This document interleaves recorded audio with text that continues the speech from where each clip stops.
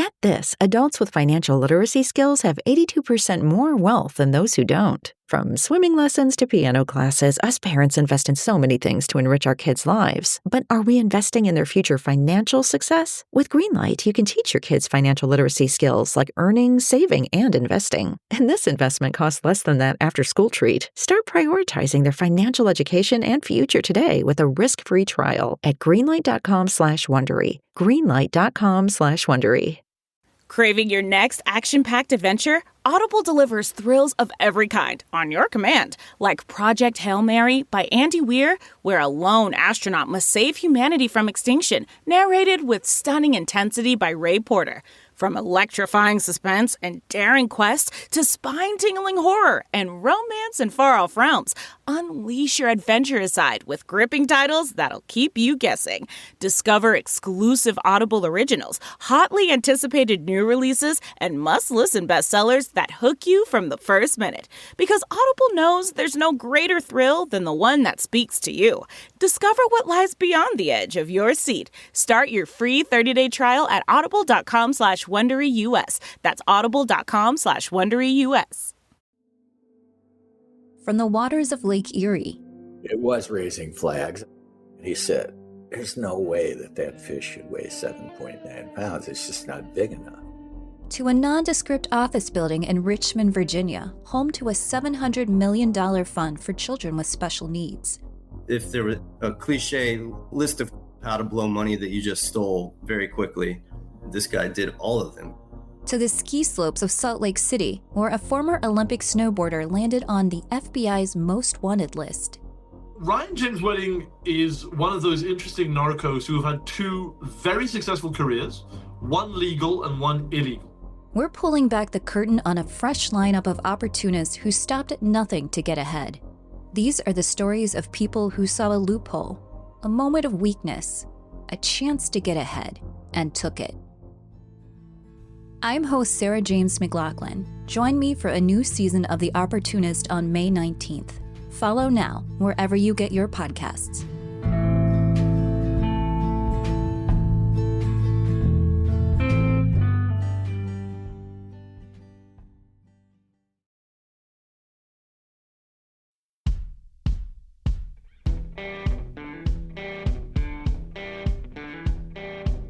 I'm Brett. And I'm Alice. And we are the Prosecutors.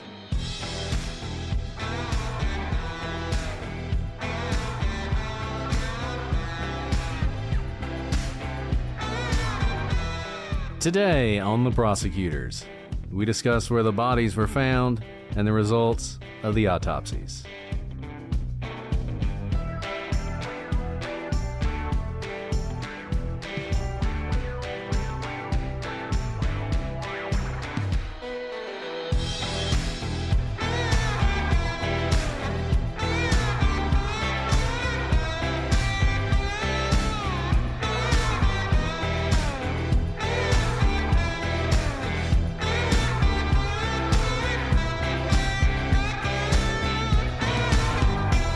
Hello, everybody, and welcome to this episode of The Prosecutors. I'm Brett, and I'm joined, as always, by my put-together co-host, Alice.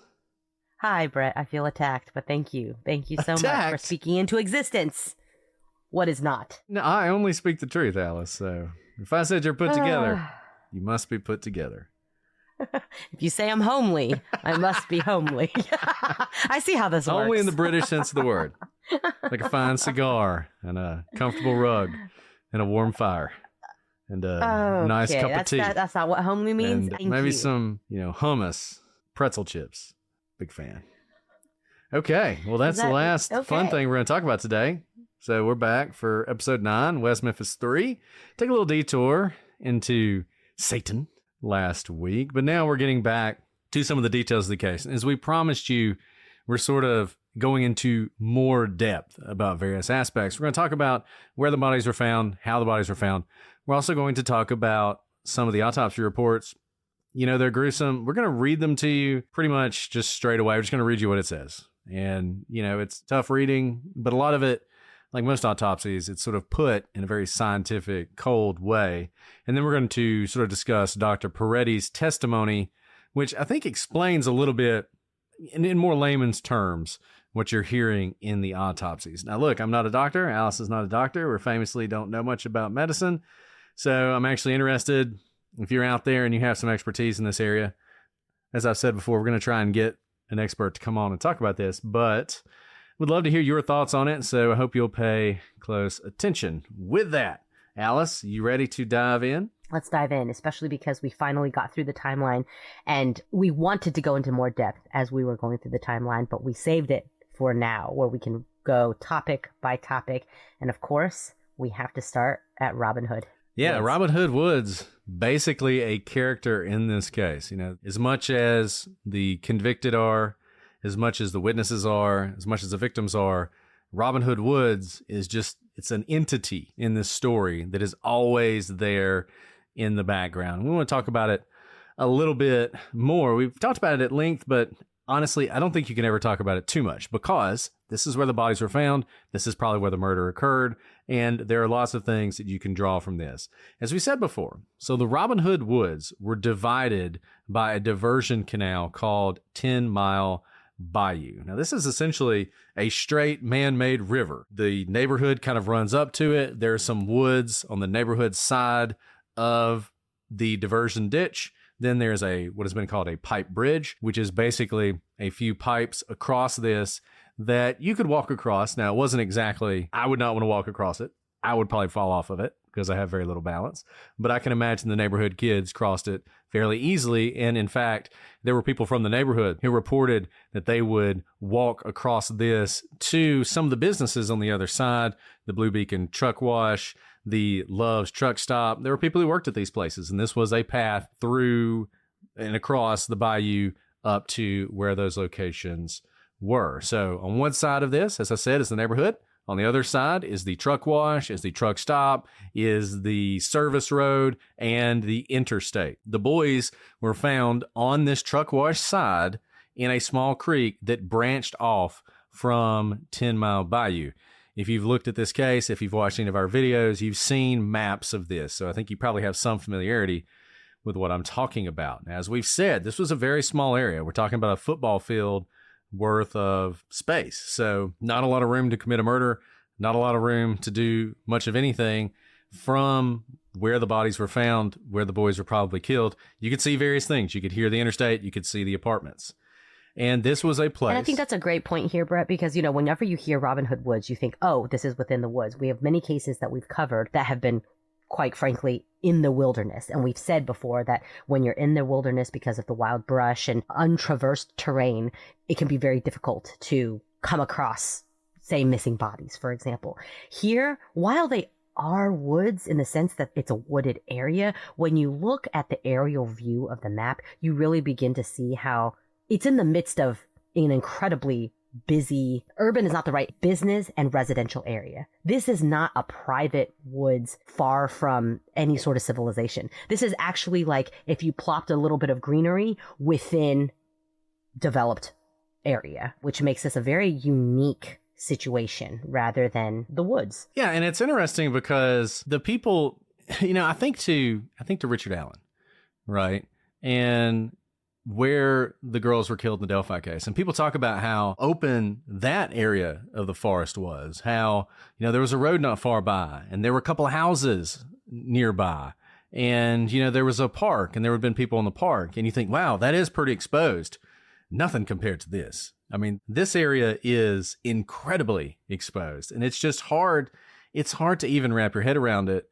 You watch that beginning shot from Paradise Lost and you see the helicopter flying over and it's just, you don't even realize it unless you know, you don't even realize it. It's that little plot of trees right on this canal and interstate. I mean, it's wild. And this was a place that kids would play. It's not surprising. I mean, this is the forest for the kids in the neighborhood. You know, when I was growing up, I lived literally in the middle of nowhere. So we had acres and acres of woods and we would play in the woods all the time.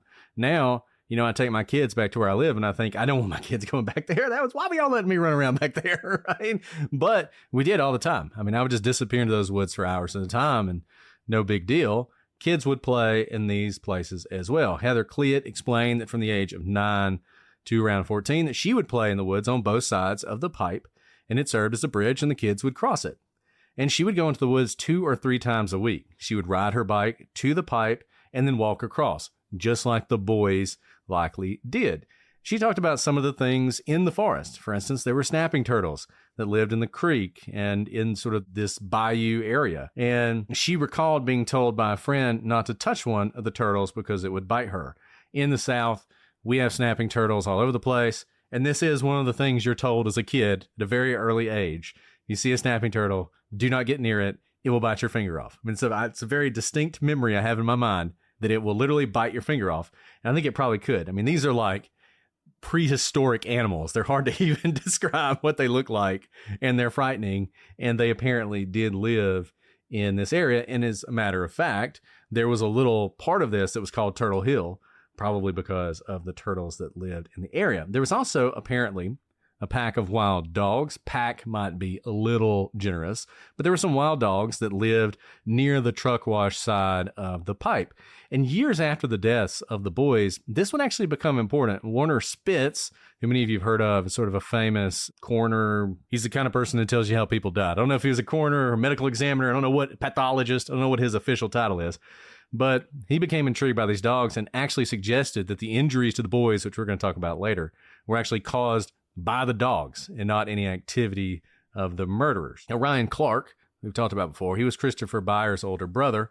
He would say that he also played in the woods when he was 8 or 9, and he would go there every day. He also talked about these snapping turtles and said that they were in sort of the water, though he would swim in the water. So, I guess they weren't too aggressive. Devil's Den was a place in the Robin Hood woods, which I'm sure that name didn't influence anybody who talked about this case. And this was an area where Heather Cleat would say that she had seen the boys riding their bikes. And it's essentially the area where they are found. Now, I know this geography can be a little confusing, but frankly, we're probably going into this in a little bit more detail than we should, because I struggle to remind you how small this area is. It's a little patch of woods with this canal on one side and this little creek that ran off the canal that flooded when it rained, and that's where the boys were found. So as Brett said, these boys regularly played in the woods, and they weren't the only ones. A lot of neighborhood kids did the same thing, even though these boys were told by their parents not to play in the woods. Kind of like what Brett said, he doesn't want his kids playing in the woods that he played in as a young kid because they're bugs, they're snakes, they're snapping turtles, they could fall in the water. A number of things can happen in there. It's just not, say, someone's backyard. And so despite these kind of exhortations not to go play there, who can resist the woods and water? It seems like every kid's dream of adventure. Cortez Hollins, he's a friend with Michael, said that Michael had actually taken him into Robin Hood at some point. And Cortez said they'd rode their bikes in and they came upon some teenagers in the woods. And apparently these teenagers knocked the boys off their bikes and told them that they would throw them in the water and let the snakes and alligators eat them up. Now, whether that really happened or not, you can see why this would be of interest, right? The boys did end up in water, and it kind of feeds on the fears, I would say, of the adults of don't go in there because you don't know who you're going to see in there. It's near a truck stop. It's near an interstate. So there could be dangers from people who are not of the most savory character. There could be different animals and predators in the water. I don't know about alligators per se here, but snapping turtles can also do a lot of damage. And just the fact that there's water, right? Whenever there's water, there could be some danger. And so Cortez recounts this story now, but it sounds like it was kind of the one time that Michael took him in rather than this was his regular activity of going in. Now, a few weeks before the murders, Michael Moore's mom, Dana, had found muddy clothes and shoes hidden under his bed. Remember, Michael had been told by his mom, Dana, don't go in the woods. Do not play in the woods. So, of course, when Dana finds these muddy clothes and shoes hidden under his bed, what does she think? Well, she's like, Michael, I told you not to go in the woods, but of course, I'm pretty sure you've gone in the woods. You've gone into Robin Hood woods and you're playing in there. Isn't that what happened? And I don't think Michael ever said that he did go in there, but you can imagine that that's what Dana thought she was doing. And if he had gotten muddy some other place, like he slipped in mud on the way to school, why hide it? People fall, it's okay. But if you're getting caught, for being muddy because you went somewhere where your mom told you not to, that makes a little bit more sense as to why you would hide your clothes.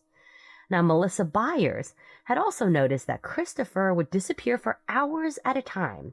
And she also wondered if it was because he was going into the woods with Michael. On occasion, she would notice that Chris was also muddy when he'd come home. And when Melissa asked him if he was playing in Robin Hood, he said, "Nope, I wasn't." He said instead he was playing with George. Now, Melissa had no idea who this George was, and I don't think we know who this George is. Could have also been a childhood lie. I was not in Robin Hood Woods. Of course not. I was with George. Because if he said Michael, maybe the moms would put it 2 and 2 together and say, both of you guys have been muddy, both of you have been gone for hours at a time, you're probably in the woods. But if you blame it on George, some third party who's maybe not even real, it might be easier to get away with things. So this, of course, has to, I'm sure this haunts the parents to this day. This is a place they told the kids not to go. And this is where their bodies are going to be found, whether they were murdered there or not, which was always the theory. Well, it wasn't always the theory of the police, but eventually everyone settled on this is where they were murdered. And the bodies were found under the water in this creek we've talked about that sort of goes off from the 10 Mile Bayou, this diversion canal that runs along the area, the big body of water. There's this little creek, and that creek was filled from recent rains. And if you've seen pictures of this, there are parts of it that have very steep sides to it, but then it sort of levels out at parts as well. Their bodies are found under the water, and they were clearly put there in an effort to conceal them as long as possible. Now, how they were put there is a little weird. And I've read a lot of different takes on this. I've read the testimony on this. I am still not crystal clear on this. It seems as though they were essentially pressed down into the mud, and sort of the suction of the mud at the bottom held them there. Though it's often also said that they were put there with sticks. Now, I don't understand what that means. Maybe the sticks were used to press them down into the woods. They weren't wearing any clothes, so I don't really know how the sticks would have held them there. And the finding the bodies is often described, and we talked about it, as there's a police officer who sort of falls into the creek and he realizes he's on top of something, and he sort of lifts up with his leg, and when he does, he breaks that suction and the body just floats to the surface. And that makes sense because at that point, you would expect the bodies to float to the surface because of the natural decomposition. So they're sort of stuck down in the mud well enough that doesn't happen initially. And there are people out there who know more about this case than I could know about it if I read it for the next 10 years. I would love somebody to sort of explain that a little bit more if you understand it. The boy's hands were tied, wrist to ankle, wrist to ankle. It's possible that the stick was somehow wrapped around that. I don't know. I can't really figure that out. But nevertheless, that's where their bodies were. They were definitely down in the water like that. But a point on that, right? I also have been trying to figure out the sticks. I just assumed the sticks were where the bondage was because that's the only place where it could catch since there are no clothes. But the suction part, I think, is really interesting because if you've ever been around these types of creeks to push something into the mud to make it suction, you certainly can, especially because there's been a lot of rainfall.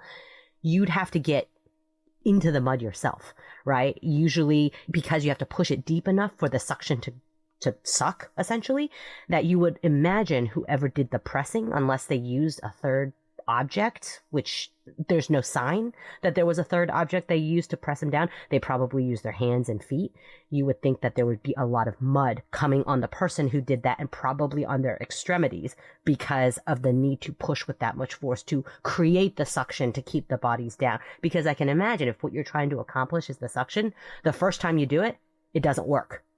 You have to do it a couple more times before it sucks, because I don't know about you, but even if I regularly push things into the mud for suction, there's like a different viscosity with every type of mud that you have. And so in order to get the right, unless for the very first time you were able to push, you were able to get that suction, more likely I would think it probably was a little bit of a trial and error, at least with the first boy. And with that trial and error, there'd at least be some sort of blowback of both water and mud. All I'm trying to say essentially is the person doing this likely has a good amount of water and mud on them from doing this to not one, but all three boys to create the amount of suction in this rain-created mud pit. And that's the other thing is it's only muddy when it rains. So it's not like it's fully saturated. It is saturated only at the time in which it rains, making it, I think, probably a more viscous and therefore more like less watery, more muddy, more creamy type of texture to get on yourself and less easy to shake off. And look, I think this is really important, and Alice is making a good point. So, number one, I think you're right. This would have been trial and error because you would have been hurrying. So I bet the first time you tried to do it, it didn't work. You would have had to really work at this. The other thing, if anyone can come up with a way this was done such that the person who was doing it would not have been soaking wet and muddy, I would like them to explain that to me, because I can't come up with a way that you could do this without being soaking wet and muddy. And I think that's important for a couple reasons. One of the reasons is John Mark Byers, and one of the reasons is Terry Hobbs. So if they did it, they had to have done it, got them down into the mud, and then left the area, presumably the way they came, which would have been across this diversion canal, across the pipe bridge, back into the neighborhood, and then made it back to their homes with no one noticing them. Not impossible, not saying it is, but people saw all sorts of stuff, and there were a lot of people around, and there were people who were even looking for the kids early on. To me, that's always been a challenge with it being either one of the stepfathers or really anyone in that neighborhood. Put the stepfathers aside. If you just think it was someone who lived nearby, who knew the boys, who followed them into the woods that night and murdered them, to me, that's really difficult. If this were a super planned crime, maybe they brought a change of clothes. But I don't feel like most people think it was a super planned crime. So it seems like there would have been some visibility. I think this leads you to think a couple things. It's probably not someone from the neighborhood, at least in your initial thoughts, just thinking about this. A trucker becomes more attractive because they could have parked their truck at Blue Beacon, gotten back into the cab, nobody noticed them, they've got other clothes in there, they change clothes, right? So that's a little bit more attractive. Now, the big problem with that is, why would a trucker spend so much time hiding the bodies? Usually you would think that's someone who knows the boys or is familiar enough in the area that they would want to have some time to get away. The time to get away and the time it takes for the police to find the bodies is more important than the danger of spending more time with the bodies.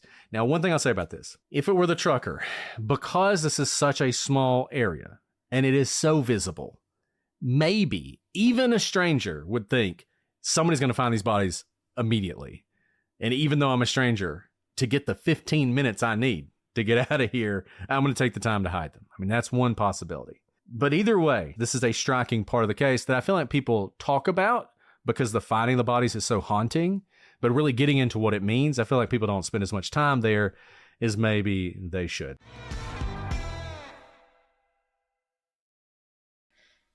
Guys, Father's Day gifting is always the same story for me. Socks, grill tools, repeat. This year, I wanted to do better. I found Quince, and they made buying a thoughtful gift easy. Quince has all the pieces dads actually want to wear, like organic cotton silk polos, European linen beach shorts, and comfortable pants that work for everything from weekend hangouts to nice dinners. And the best part, everything with Quince is priced 50 to 80% less than what you'd find at similar brands. And they can do this because they're working directly with top artisans and cutting out the middlemen. Quince gives you luxury pieces without the crazy markups. And I can tell you guys, as a man and a dad, the guy in your life wants something from Quince. I've recently got this awesome sports coat, and it makes me look good. I don't have to dress up as much, but I'm still professional. Quince has everything for the guy in your life. So, for the dad who deserves better than basic, Quince has you covered. Go to quince.com/prosecutors for free shipping on your order and 365-day returns. That's QUINCE.com/prosecutors to get free shipping and 365-day returns. Quince.com/prosecutors. Now that it's summer, we are spending all of our time as a family at the pool because it is hot. And I am so excited about our sponsor, Minnow. Minnow is a family lifestyle brand that embraces clean lines, simple details, and crisp seaside breezes, and the cutest family matching swimsuits you will find anywhere. The Minnow customer service is one that values quality, comfort, and style. And the great thing about their mission is they want to create these premium products that inspire family experiences. I got 4 matching swimsuits for my kids. They were tickled pink that I dressed them all the same, and they kept pointing at each other and asking me to take pictures of them. Yes, please. And let me tell you guys, Minnow has everything you could want, whether it's the girls' rash guard one piece, the boys' boardies, or the unisex rash guard shirts. Me and my family, we just went to the pool for the first time this weekend, and we had our matching Minnow outfits. I had a swimsuit. My kids had swimsuits. We just looked amazing. We were like a picture perfect family, and you should do the same thing. And it's not just that these things look good. All suits have UPF 50 protection, blocking 98% of UVA and UVB rays. They are easy to put on and easy to take off, which I know is really important when you're trying to get the kids dressed. They keep the sand out of the lining, and they have a buttery, smooth hand feel. You are going to love these swimsuits. If you're like me and you're going out to the pool or you're going out to the beach, you need to check out Minnow today. Go to shopminnow.com and enter code MEETMinnow15 at checkout to receive 15% off your first order. That's shopminnow.com, code MEETMinnow15 for 15% off.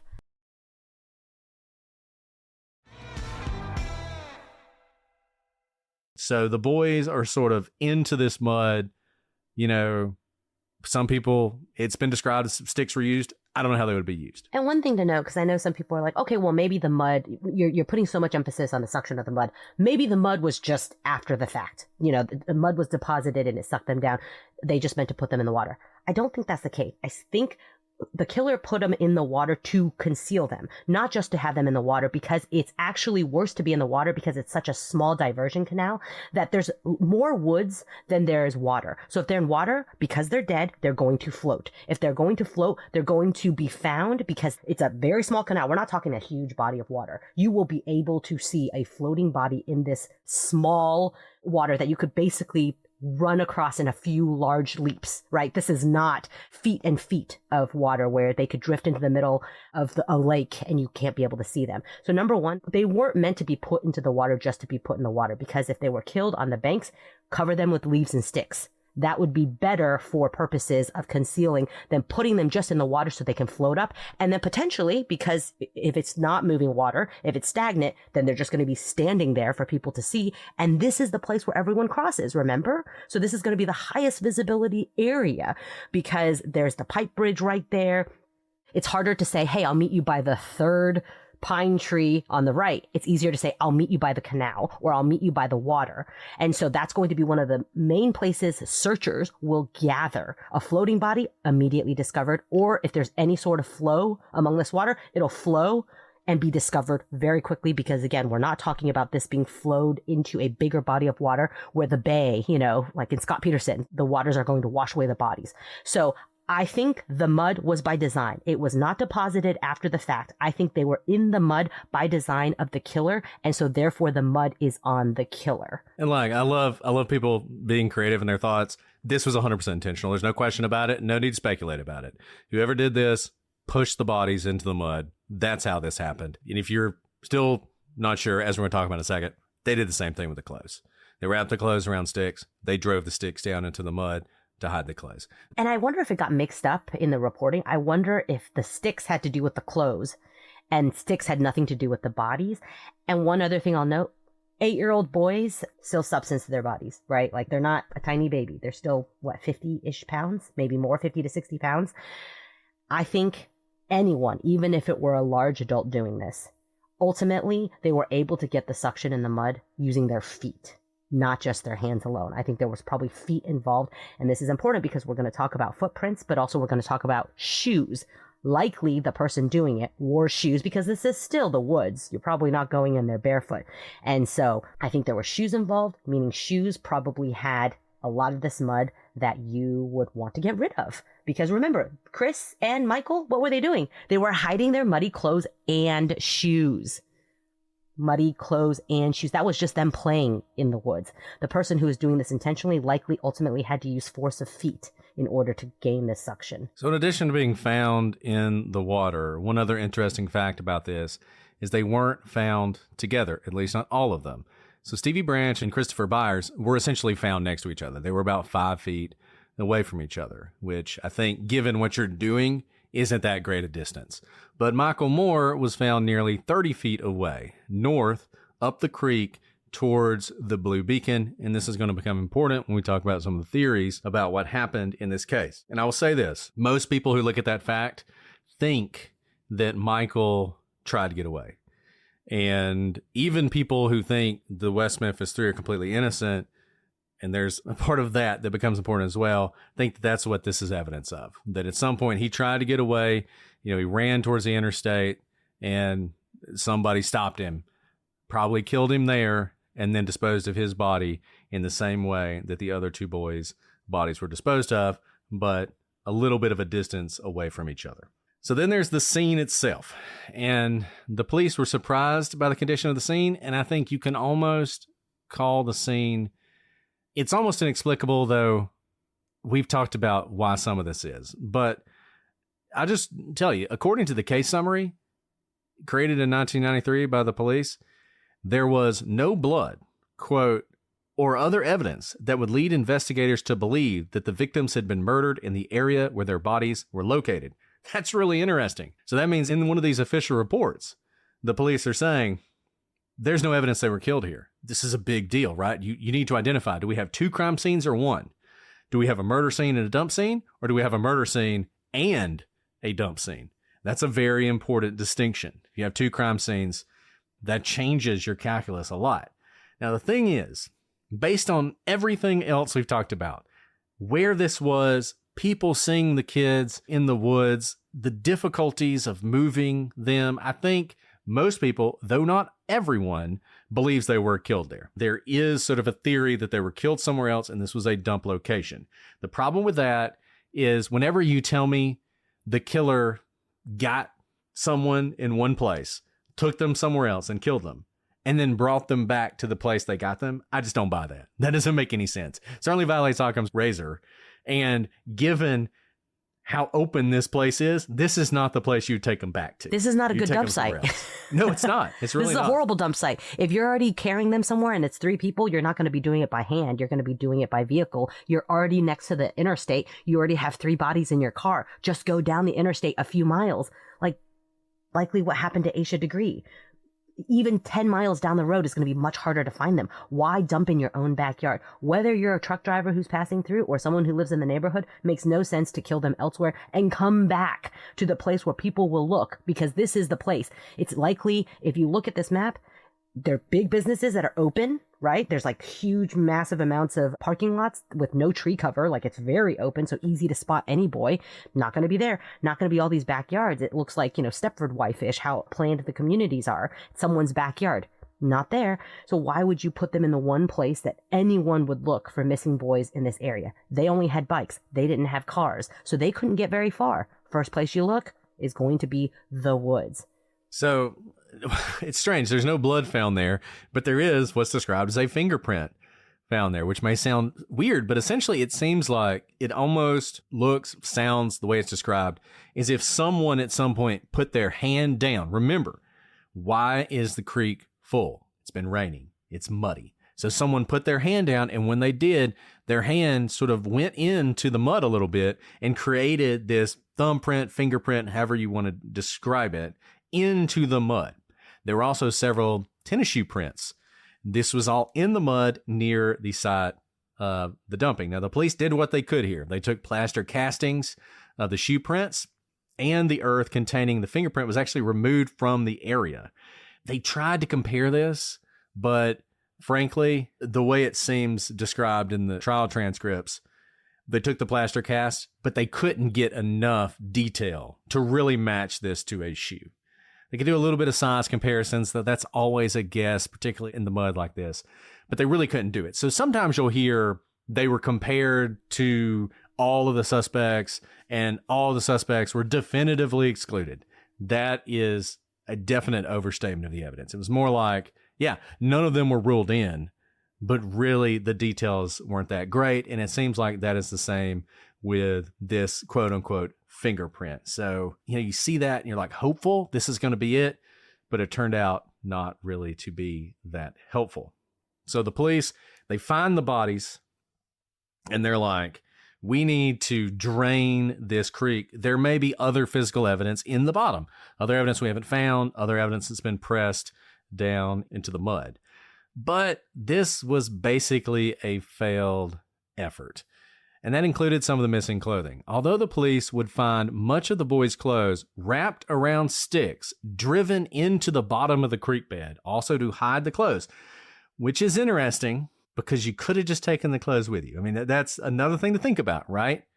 Why conceal the clothes? Let's say you're soaking wet and you're covered in mud. Is it that much more suspicious for you to have a handful of clothes with you as you're walking out? And you're taking extra time to do this. So whoever did this felt it was necessary to conceal the bodies, and rather than to take the clothes, to conceal the clothes as well. Okay, so a thought about the clothes. I know we've been kind of using the two dichotomous, and there's obviously more potential suspects, but I think they show two different sides of the type of people you have. The passing by trucker who, literally is just a passerby, not from the area, and then someone who's from the neighborhood. So the trucker, you would think, just throw it in the back of your truck, dispose of it later. Nobody cares. Nobody knows. Very unlikely anyone's going to catch you before you're able to dump the clothes 10 miles down the road. So why stick them into the mud, taking more time? Versus if you're not only in the neighborhood, but you live somewhere that's not your own, or you live somewhere, or you're transitory, or you have nowhere to hide your things. That's something to think about. So maybe you either don't have a home you regularly go to, or you spend a lot of time with other people at other people's homes where there's not a good place for you to hide your things. You don't have a place that's really your own, so that if anyone came looking for you or wanted to search you or anything like that, they'd immediately find these clothes, and that would be very bad for you. So this particular fact seems to point towards someone who either knew the boys or is close to the area, is going to continue to be close to the area, that no matter how long from now, they're going to be associated with this area. And that's a great theory. There's one problem with it. They didn't find all the clothes. There were 2 pairs of underwear and 5 socks that were missing and never found.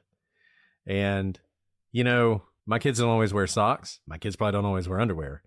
But the fact that you have 2 pairs of underwear and 5 socks missing is a little strange. And this creek, you can imagine, and we can talk about this more later, but you can imagine maybe some of this gets back into this diversion canal, I guess.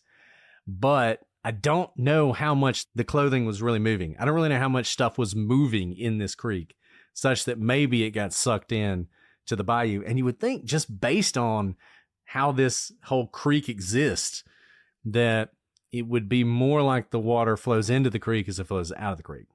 So I don't know about this, but they drained that whole creek and they didn't find these clothes.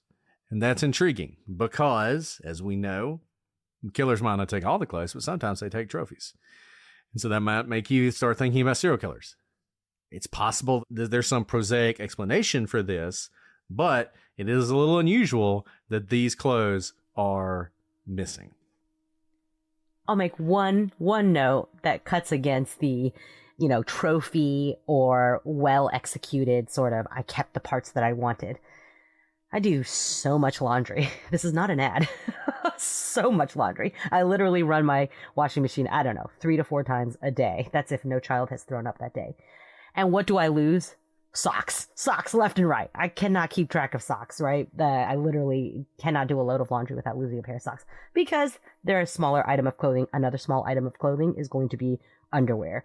So that I do think it's worth noting that the items of clothing that are missing are the smaller items. Shirt and pants, bigger, easier to see. And remember, this is going to be twilight, dark at the time that this is being concealed. So they may think that they have all of the socks, but especially because it's a bunch of socks, maybe some people have fantasies with socks. I don't know. To me, that's kind of stinky. Underwear, I could understand more, especially if we're talking about pedophilic behavior here. But there is also a possibility that these are just simply the smaller of the clothings, and this is done in a very short timeline, and they grab the things they can quickly and think they have everything. What happened to the other things, I truly don't know. So it's possible they were taken, but it's also possible it's just gotten lost. And that's one thing that's endlessly frustrating about this case is you'll come upon things like this and you'll think, is this significant? And you can come up with the reasons it was, but it's very easy to come up with counter arguments to why it's not. And I feel like that happens again and again and again and again in this case, where you see something and you're like, that seems significant, but it's like, is it really?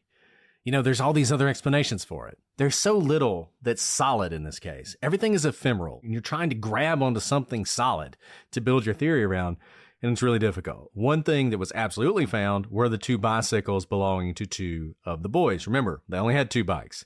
It's interesting where they were found.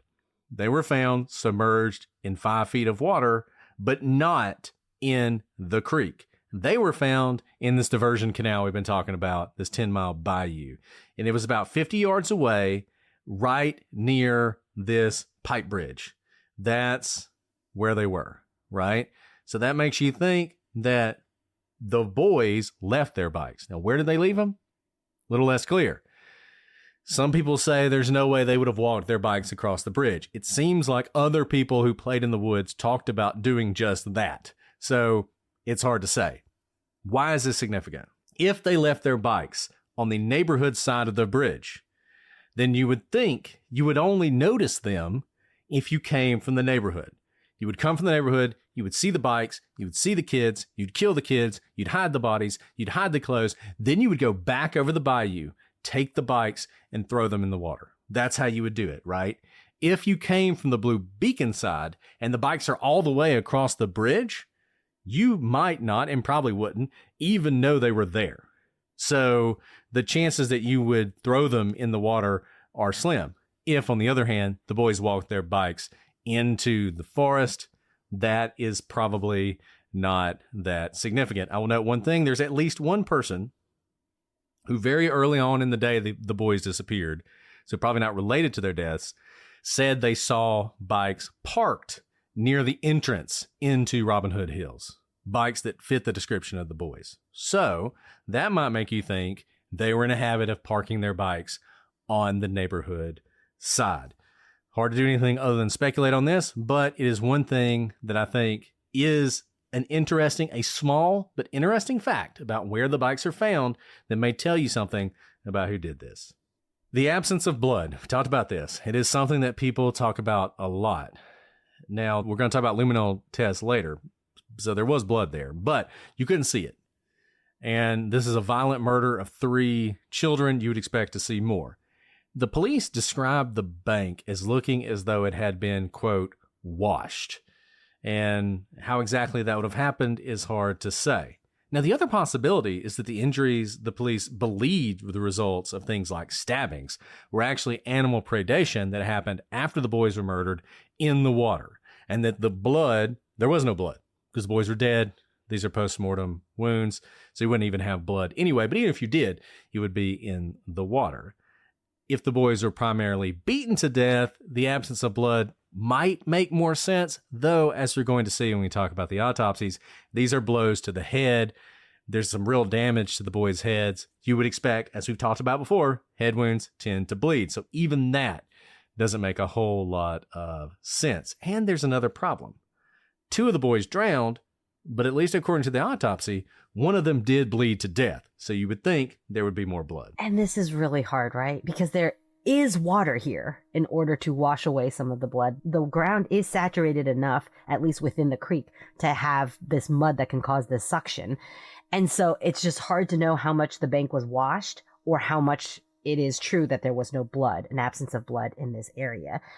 I think this is unfortunately lost to time. Like, we can't go back and collect evidence now on what it looked like at the time, but there was also almost a day in terms of when the boys likely were killed and when they were found. So if water was washing up, I don't think it rained during this time, so that would not explain the washing away, but there is enough water at least. They are found around water. If someone wanted to take the effort to wash it away, they potentially could wash a good bit away. So someone in the chat asked if the bikes were fingerprinted. The conditions here were terrible. It was testified to fingerprints, and who knew this, are apparently like 85% water. So the best way to destroy fingerprints is to submerge something. So if there were fingerprints on those bikes, when they submerged the bikes, there were not going to be any fingerprints. They did all kinds of testing. The Alabama Forensics Lab got in on it, tried to do some testing to help them out. They just didn't find much. We're going to talk later on about the physical evidence in this case. Spoiler alert, there ain't much. And this is another area where they just didn't find anything. Now, police did notice that unlike other areas of the forest floor, the location next to the bodies had no leaves or other detritus there. So it was sort of cleaned off, and reeds of grass were bent over and broken with their heads actually sticking in the mud. And so it seemed like someone really did clean this entire area, maybe with their feet, maybe with water from the creek, in an effort to hide evidence, which means, once again, think about the time this murder would have taken. You have to find the boys. You have to corral the boys. You have to murder the boys. You have to take their clothes off. You have to hide their clothes. You have to hide the bodies. You have to wash off the creek. You have to go back, get the bikes, throw them in the thing. That probably takes the least amount of time. But nevertheless, even with adrenaline pumping, even with you moving quickly, this is a crime that required an amount of time to be in there. I think this is one of the reasons that Gary Gitchell, from the very beginning, felt like this was not one person. I think he sort of looked at the scene and thought, this required so much effort. If there were more than one person, if this was some sort of group activity, that would explain how they were able to do all this and do it quickly enough that no one found them and no one saw them. Is that necessary? No. Number one, not necessary to control 3 8-year-olds. Very easy. We've talked about this before.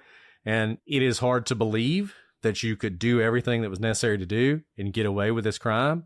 But even if you think the West Memphis 3 did it, very few people saw them, right? I mean, we're going to talk about one group of witnesses who claims to have seen one of them, but the rest of them got away without anybody seeing them, right? So it happened.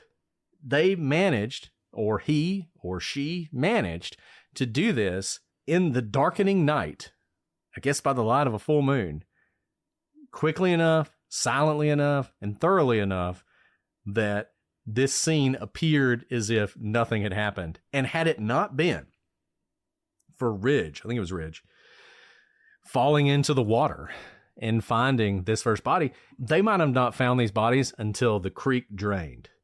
I mean, it might have been a very long time, which is so hard to believe, but that is apparently how well this was covered up. Which tends to at least suggest that the person knew the area well enough, that this wasn't their first time to be able to execute all of this in moonlight or in twilight or in near darkness. It's easy now to look at the area and say, oh, well, just scoop it off with your feet and then all the debris will go away.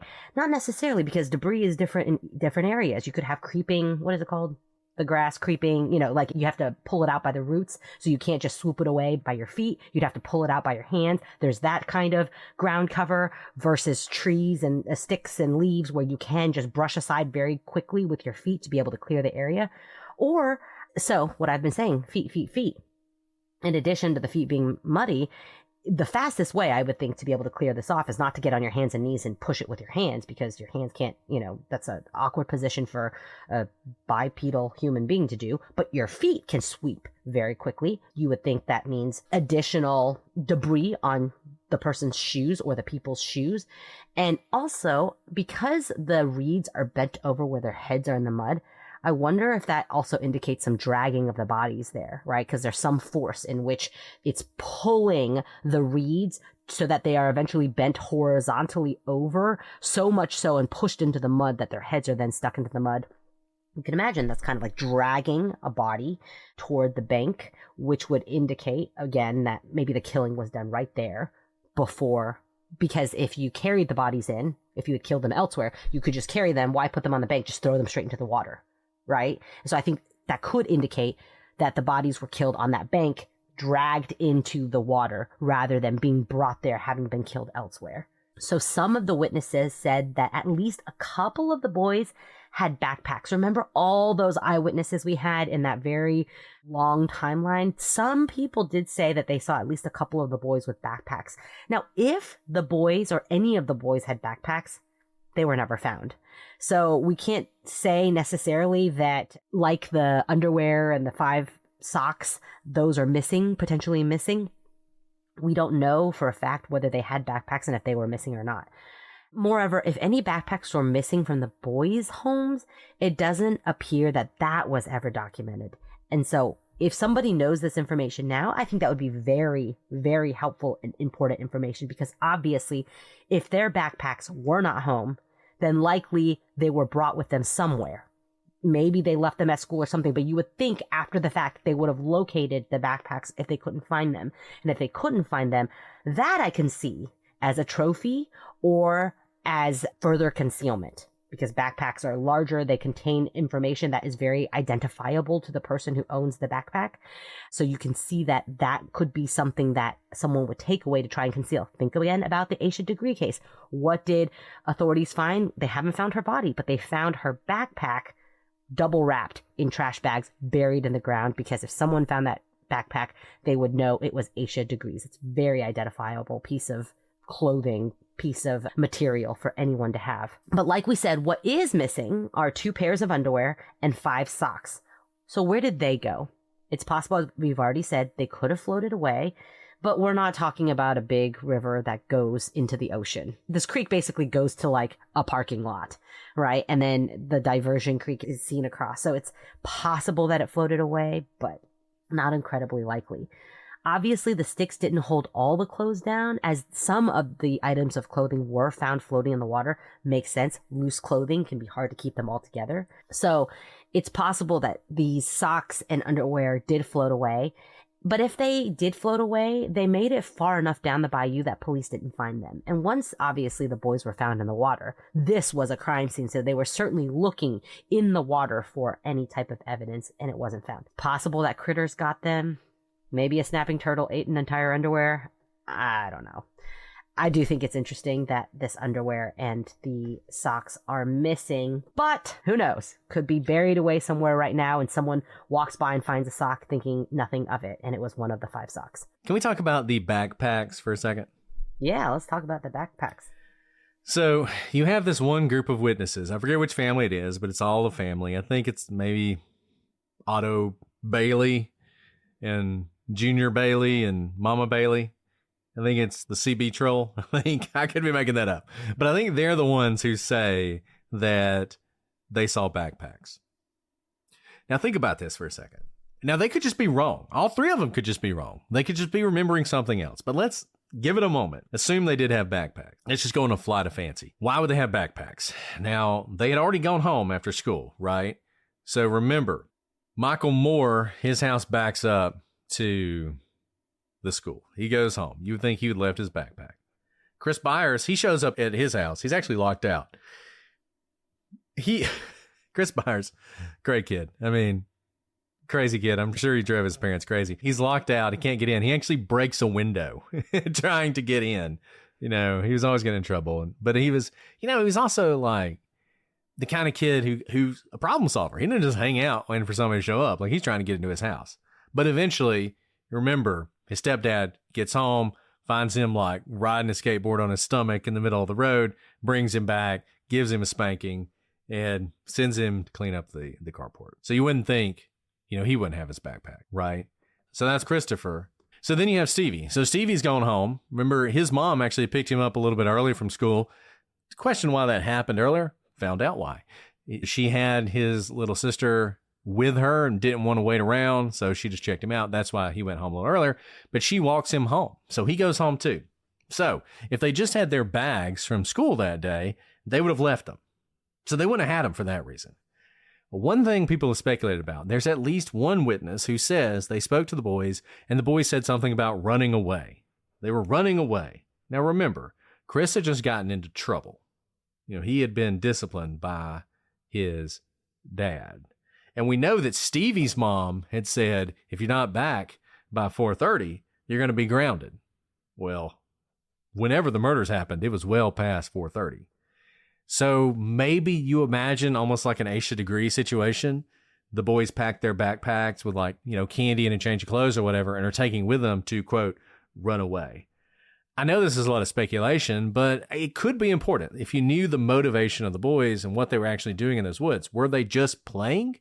And they lost track of time until the sun is pretty much setting, or do they have some purpose in the woods? I don't know. Like I said, it's all speculation, but the fact of the backpacks, to me, it's one of those rabbit holes that I find myself falling down and thinking about that has no real rational explanation. And I feel like, most likely, despite the running away comment, I think they're just wrong. I don't think they had the backpacks. I think this was an error. I think this was a witness testimony that is faulty. So that is going to be my position on this. I may be wrong. It's difficult to figure out what it means if I am wrong. Yeah, I mean, like you said, this is speculation at this point, but especially with the three boys missing each other, finding each other, skateboards on the side of the road, this didn't seem like some well-planned out, like, this is the day we're going to run away because we're tired of being told that we can't play after 4:30, etc.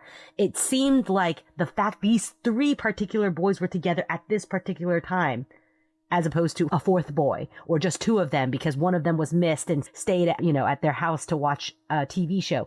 The fact that these three boys happened at this time seemed to be a terrible coincidence rather than the three of them all planned to meet at this exact time to even go play. They did play a lot together, but I just truly think this was also spontaneous, like many of their days were. I will say one other thing about the backpacks. If the boys had backpacks, I think it changes everything about the case. I think, number one, it tells you they went back to their homes at some point after we know they went back. Because other people who were seeing the boys at earlier times do not describe them as having backpacks. And not only they had backpacks. So if they eventually had them, they didn't have them in the beginning. So I think that means they went back home. Later on, we're going to talk about a fact that makes you wonder if they did go back home. And that could be very important. So I'll just leave that for you there, but we will return to it later. This episode is brought to you by Progressive Insurance. Fiscally responsible, financial geniuses, monetary magicians. These are things people say about drivers who switch their car insurance to Progressive and save hundreds. Because Progressive offers discount for paying in full, owning a home, and more. Plus, you can count on their great customer service to help you when you need it. So your dollar goes a long way. Visit Progressive.com to see if you could save on car insurance. Progressive Casualty Insurance Company and affiliates. Potential savings will vary. Not available in all states or situations. Guys, we're so excited to talk about our sponsor, Delete Me. Delete Me makes it easy, quick, and safe to remove your personal data online at a time when surveillance and data breaches are common enough to make everyone vulnerable. It's easier than ever to find personal information about people online. Having your address, phone number, and family members' names hanging out on the internet can have actual consequences in the real world and makes everyone vulnerable. More and more, online partisans and nefarious actors will find this data and use it to target political rivals, civil servants, and even outspoken citizens posting their opinions online. So you guys know that both of us are very active online because, well, we have the podcast. But privacy is also really important to us because we have kids and families that we want to protect. And certainly we have seen our share of online harassment and doxing just because we have a podcast. That's why we're so excited to have Delete Me to be able to take charge of our information online. And you can take control of your data and keep your private life private by signing up for Delete Me, now at a special discount for our listeners. Today, get 20% off your Delete Me plan by texting Prosecutors to 64,000. The only way to get 20% off is to text Prosecutors to 64000. That's Prosecutors to 64,000. Message and data rates may apply. Did you know that by the time summer starts, your skin's already in defense mode? Think about it. Sun exposure, chlorine, dry air from the AC, they all wear down your skin barrier, leaving your complexion dull, dehydrated, and more sensitive. Today's sponsor, OneSkin, has everything you need to keep your skin healthy, hydrated, and strong all summer long. Their secret? A proprietary peptide called OS1. It's the first peptide scientifically proven to reduce the damaged cells that weaken your skin barrier and accelerate aging. Their moisturizers and sunscreens don't just treat dry skin and irritation on the surface. They go deeper, helping restore your skin's health at the cellular level. And honestly, this is the perfect time to reset before all of summer's skin stressors really kick in. The right moisturizer and SPF can make all the difference.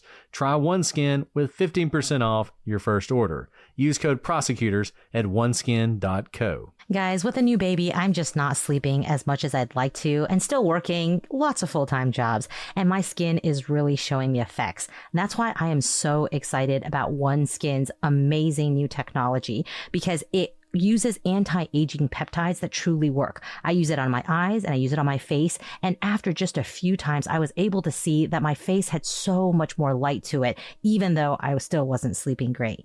And OneSkin was founded in 2016 by an all-woman team of scientists with PhDs in skin regeneration, stem cell biology, immunology, and bioinformatics.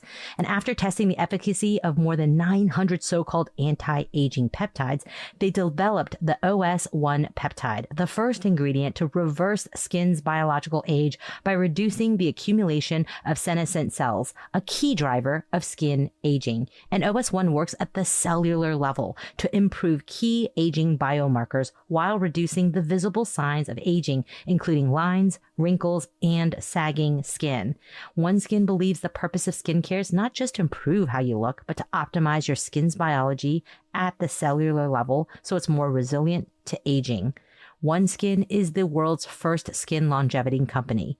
By focusing on the cellular aspects of aging, OneSkin keeps your skin looking and acting younger for longer. For a limited time, you can try OneSkin with 15% off using code Prosecutors at oneskin.co. That's 15% off oneskin.co with code Prosecutors. After you purchase, they'll ask you where you heard about them. Please support our show and tell them we sent you. Give your skin the scientifically proven, gentle care it deserves with OneSkin.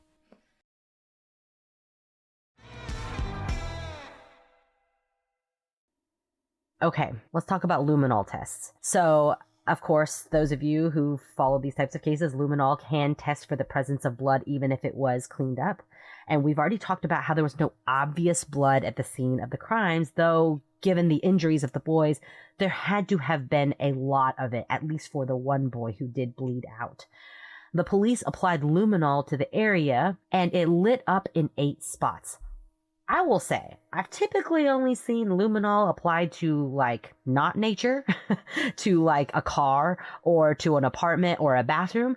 I don't know that I've personally ever looked at a case where luminol was applied to the outside, like the woods, and how effective that would be versus, say, a bathroom. And I would just say this. I learned a lot about luminol when we did the Bone Valley case, the Schofield case. And the fact that luminol reacts to all sorts of organic compounds makes you wonder how effective it is when applied in an organic setting. to the organic setting. I will say this. The pattern of luminol in this case makes me believe this is probably at least somewhat accurate.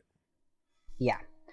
But there could be certainly something mixed in, right? There could be. This is not as a sterile environment as, say, a bathroom that looks clean, and then you apply the luminol, and all of a sudden you see the blood spatter over here, and then like a dragging mark on the ground. This is not that situation. We are still in the outdoors. So the police, when they applied the luminol to this whole kind of bank area, they saw it light up in 3 spots. 3 of them were connected to the stream and where the bodies were laid after they were pulled from the water. That's the part Brett was saying, that this is likely that the luminol is reacting correctly because we know for a fact where the police laid the bodies. And so that it did light up where they were on the bank. Now, 3 others were transfers. And 2 other spots were on the scuffed off part of the bank. Remember where the reeds were kind of bent over with their heads in the mud? It looked like someone had brushed off that whole area. Now, these were believed to be the points of attack because of the pattern of where the luminol lit up. Whereas, of course, where the boys were laid on the bank after they were pulled out of the water, those were not the points of attack. We understand why they would have lit up because we know that their bodies were ultimately placed there. And look, I think this helps corroborate that the crime happened there. Not necessarily conclusive. You could imagine, you know, if you're bringing the bodies back, you could have transfer in the same way that where the bodies were placed after they were pulled from the water. You have the similar thing. But I think, to me, in addition to all the other factors, I do believe the murder happened there where the bodies were concealed. And another point that, going back to something we said, the fact that 2 of the boys drowned, I think also points to this being the point of the attack and ultimately where they died. Because if you were going to do the risky thing of transferring them elsewhere, you want to make sure that they're completely dead before transferring them. Because what if they wake up? What if they kick out taillights or something like that and are able to make some noise as you're transferring them to the dump site? So the fact that 2 of the boys drowned, I think also, to me, points to the fact that not a lot of time was between the point of attack and the dumping into the water. And so likely it all happened right there. And then there's the weather that day. So the weather that day was a high of 73 and a low of 59. As we know, it had been raining the 4 days prior. And because of that rain for 4 days, it swelled that 10-mile bayou and the creek where the boys were found so that there was, in fact, water. And eventually, when there was no water, that creek was going to dry out, but not on this day because of the 4 days of rain. Now, on the 6th, the day the boys were found, the temperature rose all the way to 82, so quite hot. Few things to note. When it rains and when it's warm outside, and this is relatively warm, it's dropping down to 59 at night, but not really cool, I would say. It's going to be muggy, and you're going to have a lot of mosquitoes, obviously, with the wet, moisture, heat environment. And here's something that's interesting about this. So one thing, we've talked about this before, you're trying to figure out time of death. Very important. Something that is debated in this case. We're going to talk about that some in the next episode. Well, one of the things you look for are blowfly larvae. So blowflies, essentially, as soon as you die, so it's like, this is like the drop of blood in the ocean and sharks thing, which I know that's a myth, but nevertheless, the fact that it works this way, as soon as you die, flies start to attack your body, and they start to lay eggs, and they turn into larvae.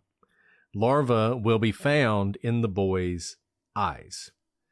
Now, this is sort of a mystery for a lot of people because they think, how is that possible? They would not develop underwater, and they don't. So they're right. So that means either the larva had time to develop before the bodies were put into the water, or it happened afterwards. And initially, this may seem like, wow, this is really powerful stuff. 2 things about it. Number 1, the larva actually develops faster in warmer weather. As we pointed out, it was pretty hot the day the bodies were found.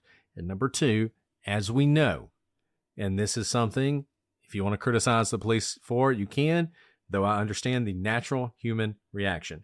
The bodies were removed from the water when they were found. It took hours for the coroner to get there. Yes, the larva was a little bit more developed than you might expect given the amount of time, but it was warm and the flies were immediately attacking the bodies. In fact, and I don't recommend you do this, but if you watch Paradise Lost, the first episode, and you watch the first 5 minutes and you see the video of the boys, you can see the flies, even in that video. So I think the weather and the way the bodies were handled explains that it's not contamination, but it's almost contamination, because it means that that method of determining time of death is basically a lost cause. Really, it's the time from when the bodies were removed from the water to when they were taken by the coroners, and it doesn't tell you much at all. Okay, we lied to you. I told you we'd never lie to you. We lied to you. I'm sorry. It wasn't an intentional lie. It was a mistake. But we thought we would get to the autopsies, the cause of death today, but as our want, we ended up talking so much that we have now gotten to that point in the outline, and it deserves way more justice than we can do to it, even if we made this a long episode. And it does deserve, this is going to be a difficult conversation. It will be a difficult episode, and there's a lot of terrible stuff we're going to talk about, but the boys deserve it. They deserve you to know exactly what happened to them, to know what they went through. That is part of them getting justice, is that we never forget that. And there are times when what they went through, I think, is minimized by people who want to shift blame from the accused and the convicted to someone else because it is helpful for them to do that. That is not a comment on whether or not those accused are guilty or not. I just have a problem with twisting the facts in an attempt to help your case. And I feel like that happens. So we're going to go through this with all the gory details. We're going to tell you exactly what happened. If you don't want to know, skip the next episode. It won't be the end of the world. We're also, at some point, like I said, we're going to have an expert come on and talk about this because I have questions about this that I don't understand. I've read the autopsies. There are things I don't get, and I want someone to explain them to me. So next episode, it's going to be tough, but we will treat it as respectfully as we can, and we will do this as clinically as we can, but we do think it is important to talk about what happened to these boys. We discussed a lot today. I threw out a lot of questions for you guys. I'm looking forward to your input. If you have any knowledge you want to share with us, if there's anything you want to correct, let us know. We've already corrected several things that people have pointed out to us sort of as we're going. So we're always happy to do that. You know, I want to know what happened here. I want the facts. We are not selling you a narrative. We want to know what happened. So if we're getting things wrong, let us know, even if it's small. Yes, I will call you a nitpicker, but nevertheless, I will correct the nits. So shoot us an email, prosecutorspod@gmail.com, @prosecutorspod for all your social media. Join the gallery where this discussion is going hot and heavy. If you want to watch us record these episodes and comment in the chat, which we always enjoy, please do join us on Patreon for as little as $3 a month. You can do that. And if you don't want to be bothered with all that, or if you want to watch the recordings later, or if you just want to watch till the edited ad-free episodes come out, you can get those early as well. Alice, do you have anything else you want to add? I'm actually glad that we get to devote an entire episode to the autopsy because I thought it was a little ambitious when you said at the beginning we would cover it all. But I think the discussion we've had today, as you can see, we promised anything that you thought we were not spending enough time on the timeline, we were going to dive in deep. And that's what we've hoped to do here. The thing that continues to come back to me that is so frustrating, as you've seen as we've discussed these elements of this case, is that there's so much unknown, and it is going to continue to be unknown at the very end of this. And I mean, we're on this ride with you guys. At the very end of this, there's not going to be one theory that ties it all together because of all these question marks and these blanks in history now that no longer exist unless someone has this information that has not yet been unearthed. And that is frustrating, but we're doing the best we can in trying to connect the dots within a picture that we see. But kind of like that backpack scenario, there are missing blanks in this story where if we knew what it was, it could completely change the entire narrative. I don't know that we'll find any of them here. Maybe some of you have it, and for some reason it's not out there yet. But like Brett said, we want to understand the truth. We want to know for the sake of these three boys. Ultimately, this is about them because what has happened is horrific. And it is not a game. It is not a game to their family. It is not a game to their loved ones. It is not some sort of cause, whether it's wrongful conviction or not. This is about them and what happened to them. And our attempt to go through the timeline and the details is to try and understand what ultimately happened here. And I want to say thank you to all of you who have reached out and made positive comments about this series. I'm glad you're enjoying it. It's always a little nerve-wracking when we spend this much time on a case. It's funny because I hear people say things like, oh, they're barely even gotten started. And I'm like, we're only 9 episodes in. And it's funny because we did 9 episodes on Karen Reed, and oh my Lord, that felt like a march through the desert. I mean, I hate to knock our own episodes because they actually, I think, are pretty good. But for the doing of them, it was terrible. And we're 9 episodes into this, and I could talk about this until the end of time. Yeah. So after that this, probably I'm going to read some more about it, right? Yeah, like exactly. This is truly consuming my every being. I'm still listening to trial stuff that I've already heard. I'm going to listen to it again to make sure I get the details right or whatever. So yeah, I'm glad you guys are enjoying it. Alice, do you have time for a question? Let's do it. We need a question after these heavy episodes. Okay, let's see if we can find a good one. Thank you guys. As we've said before, if you leave a 5-star review on either the Prosecutors or the Prosecutors Legal Briefs, we will answer your question. One note, if you've left a question and we've never answered it, just check to make sure you left a 5-star review and not a 1-star review, because we have some glowing reviews with questions at the end that are absolutely 1-star reviews. So I'm going to go on a limb and say you didn't mean to do that. So you might want to check that. And usually I add that question anyway, because I know you didn't mean to. But nevertheless, it'd be nice to get the 5 stars. I'll also say this. A few of you have left 4-star reviews and questions. I appreciate the 4 stars, but it's not 5 stars. And this is 5-star review question time. So I also appreciate those of you who leave negative reviews with 5 stars and a question to game the system. And I promise you, I've added your question to the hundreds we have, and I'm sure by episode 2000, we'll get to you. So looking forward to answering that question. Okay, let's see. When we're on episode 1058 of West Memphis 3. West Memphis 3. All right, let's see. Okay, Noelle says, I don't know, we actually have a crazy case. So I'm going to do 2 questions because I think go for it. These questions can be answered with the same answer, at least from me. So Noelle asks, what's the craziest case you have prosecuted or been involved with and why? Are there any that, as listeners, we could look up and learn about?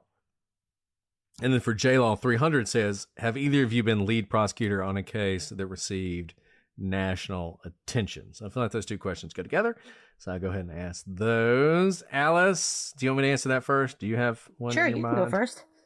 So I can talk about this now because it's completely dealt with and appeal waivers and everything.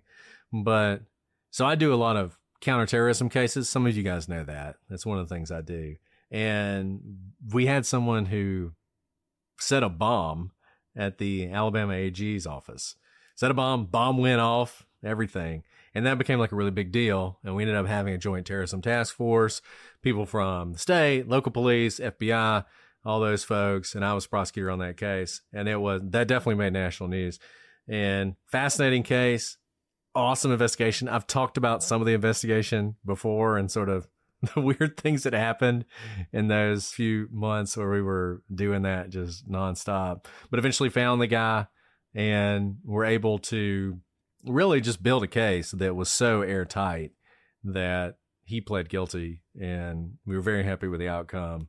And I think honestly it was a just outcome because we didn't, even though he did that and that was a very serious crime, we didn't try and put him away for the rest of his life because of various aspects around that case. And that was a fascinating case. It was really interesting to see how the various different law enforcement partners sort of worked together. So in the resources they had and how those different resources all came to bear, to see how the FBI, there was behavioral analysis done. We had BAU stuff. We had profiles of this person because we didn't know who it was. It was a complete mystery, totally disguised, had him on video, wasn't helpful. So that was a really fascinating case and one that I was really happy with the outcome. It wasn't a crazy case. I mean, I guess No, it was crazy. Crazy. It was crazy. But it was really interesting. And he's not giving himself enough credit. There was absolutely a world where this guy would not have been caught. It was like dead end. It was not obvious who it was going to be.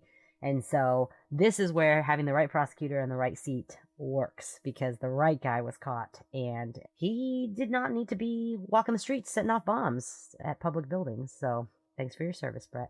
Okay, I'm not going to answer the question directly because most of my craziest cases were all top secret and I'm not allowed to talk about them. So I won't talk about them, but I will talk about an experience that Brett was in the room for, which was hilarious. So we're in this skiff room, and it's a top secret briefing, and it was very serious, briefing on international terrorism, and it had to do with 3-letter agencies out there who do counterterrorism. And we are taking notes. I'm like, holy cow. I don't like it when my eyes are open to all the scary things in the world that I don't know about. I'm supposed to keep this professional, but this is one of those situations where it was just wow, I don't like seeing how the world is really basically held together by Scotch tape, but for some brave men and women in places who just barely hold back the tide of terrorism. And then it was a long meeting, and it was with multi offices. We were on secured lines, leave phones outside, that whole thing. And, I'm thinking what can we do to stop this? What is our role in it? And it was me and Brett. And then we get up and I'm like, man, I'm going to have to call DC. I'm going to have to call some superiors. We're going to have to coordinate multiple jurisdictions. It's just going to be kind of a headache. We get back to our office and I'm starting to map out who all I need to call in order to get the trains moving on, making America safe. And I get a call from one of the agents who we were in the room with. And I was like, oh my gosh, something just happened. We've just been in this hours long briefing. What more could he possibly have to say? Do we have to run back over? And he's, hey, there's something I have to tell you. And I was like, okay, what happened? Did the really scary thing we were afraid was going to happen just happen? Should we call the alarm? Should we deploy all of the nuclear missiles? And he was like, so we had a new person in the room for the briefing today. You may have noticed this person. And I was like, yeah, they were new. It happens. I assume they had the right clearance. Are you about to tell me they're part of the international terror organization? And the agent was like, wow, when you guys left, this person was like, those people sound just like Brett and Alice from The Prosecutors, this podcast I listened to. And here I am thinking like, oh my gosh, like the world is going to crash down. We need to get the nuclear codes. And he's so... I was like, I'm about to blow your mind. Yeah, I remember that. Which just goes to show you that even in serious situations, all those people with the 1-star reviews who are like, they laugh too much about, murder and mayhem. In life, if you don't laugh, you will die.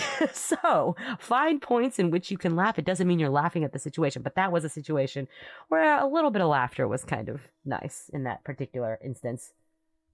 I remember that well. And, it's always... And this was years ago, so we were still kind of small. Yeah, I know. Well, that's always what's amazing there were people. And there were a random person put in a room with us, right? Like... Yeah, and I've had that happen a couple times where I would be talking. I'm talking, and someone will hear me, and they sort of look at me like, you see that sort of knowing look in their eyes, and you're like, yeah.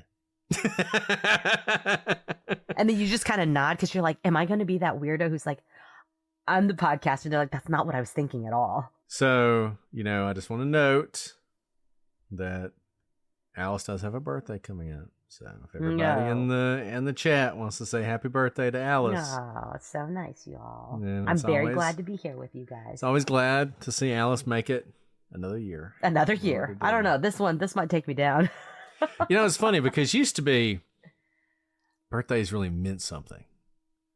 It was like, does it not mean anything? You turn 16, you could drive. You turn in Alabama, you turn 19 and you were an adult.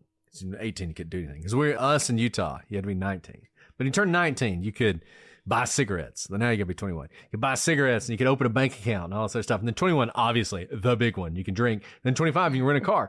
But really, that's it. Right? Until retirement, there's 25. Downhill and then it's from 25. It really is downhill from 25. That's all I got. From there. You're right. It's all downhill. Except I'm very happy to be here with you guys because... Alice, you look younger and more beautiful every year. So, unlike me, I'm slowly falling apart. I look pretty sick today, but thank you. I was looking at pictures. Well, so I showed this to some of you guys. My wife found a video that she took of the very first time we ever recorded. And it was us recording the intro, the I'm Brett and I'm Alice, right? I don't know how we actually got that down, and the thing I noticed was how dark my hair was. I didn't even notice that. Oh, I honestly didn't notice that. So sweet. Well, I did. Anyways. Okay, well, we should post that video at some point. Because I know, we should. It was funny. I mean. Well, and also one other thing, actually, I'll plug their new podcast, Ryan Buffet, Exorcist Files. We had him on before. Great series. You should listen to it. Scares the bejesus out of me. He just launched a new podcast with Abigail Robertson called Earth Meets Heaven. Pretty sure that's right. Anyways, I saw a picture of it launched this week, and it had they already had special wood carved signs of their podcast, and they had a studio. Wow. And I was like, you should post that video. Exactly. You should post that video of our first recording because nothing has changed in terms of our surroundings of that. We don't even have official signs. Everything we own that says The Prosecutors, y'all have made for us at CrimeCon, and we appreciate it so much, but we haven't done it ourselves. And so you should check out that podcast, by the way. It's really a terribly amateur podcast we have. Think about it. It's still horribly amateur, but horribly amateur. You guys put up with it and keep listening. So I'd like to think the content is so great. It overcomes the amateur nature of everything else. It's so true. Sorry, I'm looking up the actual name because it's called Heaven Meets Earth. There's one episode so far. And if you remember Ryan Buffet and all the Exorcist Files, and those are all true stories of demonic possessions, this is the flip side, happy side. So if you're looking for something not scary, it's the miracles that happen here on Earth without the demonic side. Of course. Oh, the first one's true crime related. Anyways, I plug it because I listened to the first one and it was awesome. And we always love when our guests go on to do other things. Exactly. Well, Alice, I hope you have a happy birthday. I hope you get feeling better. If you should try the healing waters of Mexico, Topo Chico. Wait, real quick on sparkling Healing water. waters. This is after dark. Have you tried the new coconut water that's sparkling? Wow. No, I have not. It is so good. There's a couple kinds, but I don't know. The coconut water is pink. I don't know why. I thought coconut juice was just white or clear or murky, but it's pink and it's amazing. Like cold, it tastes like a fantastic, coconut delight. Anyways, that's probably what I'll go get. Spicy coconut water. You got it. Awesome. Wait, Well, is it your birthday, Joe? I wondered the same thing. Oh, Joe, happy birthday. Well, happy birthday, to Joe. anyone Even else if it's not who yours. has a Happy birthday to around. everybody. Whenever your birthday April. is. Way to go, April. Congratulations on living another year. That's what I Way look at. to go. Congratulations Way for to maybe having lower insurance this year. I'm always really careful on my birthday because I don't you want don't to want die to be on a the same CNN day I'm headline? born. I just felt that'd be weird, right? I mean, Yeah. I want to You don't want live it to end. past my birthday. I don't want to die on my birthday. You want to Any other live day's past fine. your birthday. I want to die Exactly. on Halloween. I'm putting that in the universe. Let's not Halloween put a target on 2130. that date. When I'm 150 years old. There you go. There you go. Time to go. Time to Wow. shuffle We off haven't this even mortal signed coil. off yet, have we? We have not. All right, guys. Well, we saved the random stuff till the end, so you can't complain. And I hope you enjoyed this because the next episode, not going to be happy. It's going to be dark. And I totally get it. And if some of you don't want to do it, like I said, we never do trigger warnings on this podcast because we know you're here for true crime and you get it. It's all going to be dark and bad. This is particularly dark. So we totally get it if you don't want to join. But if you do, we're going to dive into this and hopefully it'll get us closer to justice for these three boys. We will see you next week. But until then, I'm Brett. And I'm Alice. And we are the Prosecutors.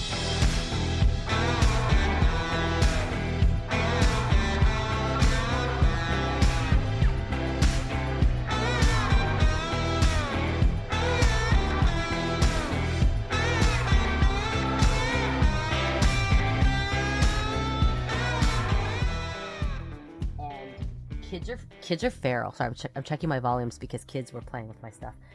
We had like 50 people here, and hold on. And they came into this closet and made it their clubhouse. It was feral, y'all. There were lollipops stuck to the ceiling, like licked and stuck to the ceiling. And I was like, "What happened in here?" And there were like gummies just like smashed into the pillows. And I was like, "Guys, did you just lose your minds with all that candy?" Wow. See, it does So look that's why I'm different. checking all my levels.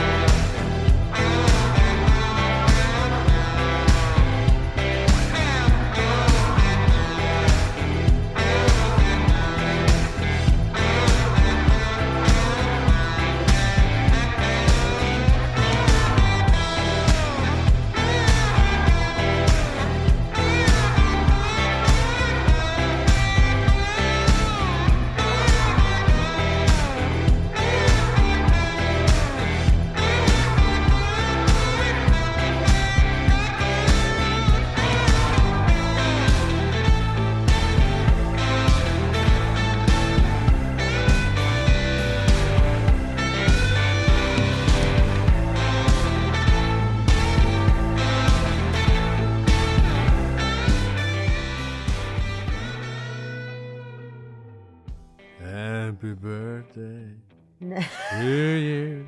Is that your Marilyn Monroe? Happy birthday to you.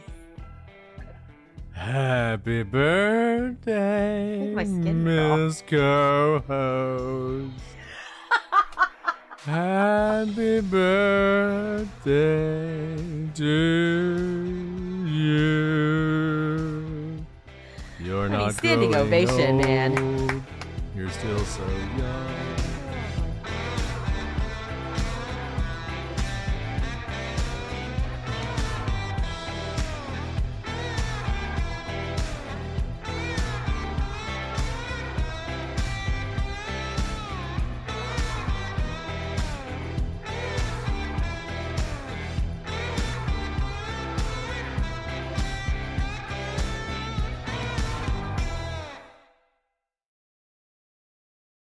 Pluto TV has all the shows and movies you love streaming for free.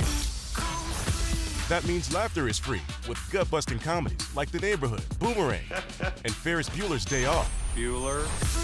Mystery is free with countless cases to crack from Criminal Minds, Tracker, and Matlock. I'm a lawyer, like the old TV show. And thrills are free with heart-pumping hits like The Walking Dead and Pulp Fiction. Correctamundo. Feel the free Pluto TV. Stream now, pay never.